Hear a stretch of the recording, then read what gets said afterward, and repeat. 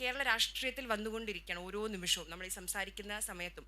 ഇപ്പം പണ്ടൊക്കെ എൻ്റെ അച്ഛൻ, എൻ്റെ ചെറിയച്ഛന്മാരൊക്കെ പറഞ്ഞ് അവരുടെ കാലഘട്ടത്തിൽ ഈ രാഷ്ട്രീയ നേതാക്കളുടെ പ്രസംഗങ്ങൾ കേൾക്കാൻ നമ്മൾ കാത്തിരുന്നൊരു സമയമുണ്ടായിരുന്നു. ഇപ്പം ഇന്നും നമ്മുടെ ഓർമ്മയിൽ EMSന്റെ പ്രസംഗം, അങ്ങനെ അതൊക്കെ കേട്ട അവർ പറഞ്ഞ് പരിചയിച്ചൊരു ഓർമ്മയുണ്ട്. പക്ഷെ ഇന്ന് നമ്മുടെ രാഷ്ട്രീയത്തിൽ, കേരള രാഷ്ട്രീയത്തിൽ അങ്ങനെ പ്രസംഗം കേൾക്കാൻ പോയി കാത്തു നിൽക്കുന്ന ഒരു ഒരു വിഭാഗം ജനങ്ങളില്ല. എന്തുകൊണ്ടായിരിക്കും ആ ഒരു മാറ്റം?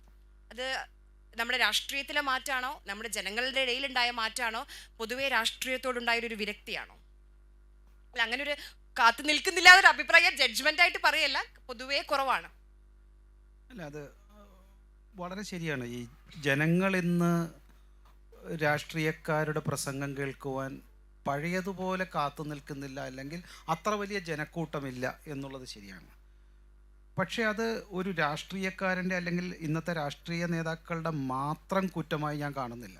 ഇപ്പോൾ നോക്കൂ, സിനിമയിൽ അരവിന്ദൻ്റെയോ ഭരതൻ്റെയോ പത്മരാജൻ്റെയോ സിനിമകൾ ഇന്നിറങ്ങിയാൽ എന്തായിരിക്കും സ്ഥിതി, അല്ലെങ്കിൽ അത്തരത്തിലുള്ള സിനിമകൾ.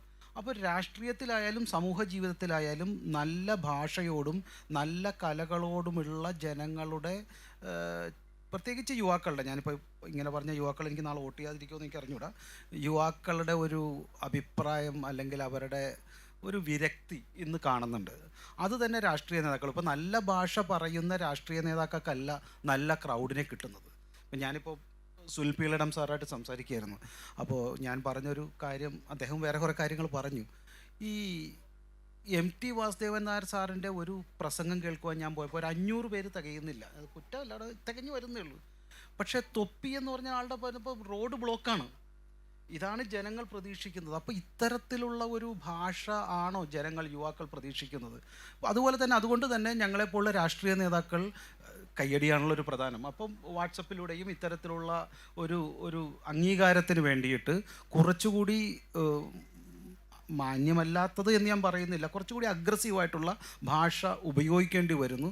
ജനങ്ങൾ, അല്ലെങ്കിൽ രാഷ്ട്രീയക്കാരൻ എപ്പോഴും വോട്ടാണ് പ്രധാനം, അല്ലെങ്കിൽ ജനങ്ങളുടെ പിന്തുണയാണ് പ്രധാനം. അത്തരത്തിലുള്ള പിന്തുണയ്ക്ക് വേണ്ടിയിട്ട് ഒരുപക്ഷെ അത്തരം ആളുകൾ, അല്ലെങ്കിൽ കൂടുതൽ ആളുകൾ, ചെറുപ്പക്കാർ ഭാഷ കുറച്ചുകൂടി അഗ്രസീവായിട്ട് ഉപയോഗിക്കുന്നു എന്നാണ് എനിക്ക് തോന്നിയിട്ടുള്ളത്.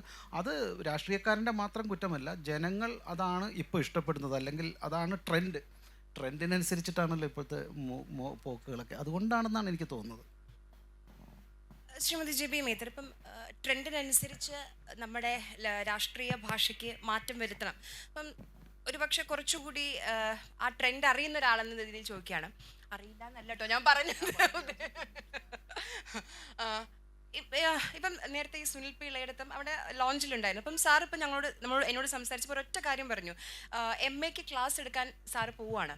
അപ്പം 1ാം വർഷ ക്ലാസ് ആണ്. അപ്പം സാറ് കണ്ടപ്പോൾ അയ്യോ, റീൽസിൽ കാണുന്ന ആളല്ലേ എന്ന്. അപ്പം സുനിൽ പി ഇളയിടത്തിനെ റീൽസിൽ കണ്ടാണ് നമ്മുടെ ഒരു മേ ബി ഒരു യുവാക്കൾക്ക് പരിചയം അങ്ങനെ മാറി. അപ്പം റീൽസിന് വേണ്ടി, അല്ലെങ്കിൽ വാട്സപ്പ് സ്റ്റാറ്റസുകളാവാൻ വേണ്ടി ഈ കട്ട് ചെയ്ത് കിടുന്ന ചെറിയ പോർഷൻസ്, ഇപ്പം ചാനൽ ചർച്ചകളിൽ വരുന്ന കട്ട് ചെയ്തിടുന്ന കുറേ പോർഷൻസ് അത് വൈറലാവുന്നു. അതിലേക്ക് കൂടുതൽ പ്രാധാന്യം നൽകുന്നുണ്ടോ നിലവിലെ രാഷ്ട്രീയ നേതാക്കൾ? അല്ല, സ്വാഭാവികമായും കാലത്തിനനുസരിച്ച് എല്ലാം മാറും. അപ്പോൾ നമ്മൾ പണ്ട് കണ്ടിരുന്നത്, ഇപ്പോൾ ഉദാഹരണത്തിന് ഒരു ക്രിക്കറ്റ് തന്നെ എടുക്കാം. ഇപ്പോൾ എത്രത്തോളം നമ്മൾ 2020 എന്ന്, പണ്ട് ടെസ്റ്റ് ക്രിക്കറ്റ് വളരെ ആവേശത്തോടു കൂടി കണ്ടിരുന്ന ഒരു കാലഘട്ടം ഉണ്ടായിരുന്നു. ഇപ്പോൾ അത് വന്ന് 2020യുടെ തന്നെ നടക്കുകയാണെങ്കിലും അത് ലാസ്റ്റ് കാണുന്ന ആ ഫൈനൽസിലേക്ക് എത്തുമ്പോഴാണ് ആ ഒരു ആവേശം. ഇപ്പം കാലഘട്ടം മാറുന്നു, സ്പീഡ്, നമ്മുടെയൊക്കെ ഒരു ജീവിതത്തിൻ്റെ സ്പീഡ് കൂടുന്നു. അതനുസരിച്ച് എല്ലാ സാഹചര്യങ്ങളിലും മാറ്റം വരുന്നു, ടെക്നോളജിയിൽ മാറ്റം വരുന്നു. ഇപ്പോൾ ഇപ്പം നേരത്തെ പറഞ്ഞ പോലെ ഒരാളുടെ പ്രസംഗം, ഒരു നേതാവിൻ്റെ പ്രസംഗം കേൾക്കണമെങ്കിൽ അവിടെ ചെന്നാൽ മാത്രമാണ് കേൾക്കുന്നു എന്നുള്ളൊരു സാഹചര്യം ഉണ്ടായിരുന്നു. പക്ഷെ ഇപ്പോഴത്തെ സാഹചര്യത്തിൽ എല്ലാം ലൈവായി നമ്മുടെ വിരൽത്തുമ്പിൽ ഫോണിൽ കിട്ടുമ്പോൾ സ്വാഭാവികമായും അവിടെ പോകേണ്ട, അല്ലെങ്കിൽ ഒരു പ്രസൻസിൻ്റെ ആവശ്യമില്ല. അങ്ങനെ വരുമ്പോൾ ഈ സ്പീഡെന്ന് ഞാൻ പറഞ്ഞത് അതുകൊണ്ട് തന്നെയാണ് റീലിൻ്റെ പ്രസക്തി കൂടുന്നത്. റീൽ ഒരു മണിക്കൂർ കാണാനുള്ള ക്ഷമ ആളുകൾക്ക് ഇല്ല എന്നുള്ള തിരിച്ചറിവിൽ നിന്നാണ് ഒരു റീലിലേക്കുള്ള ഒരു അതിലേക്ക് കൂടുതൽ പോകുന്നതും.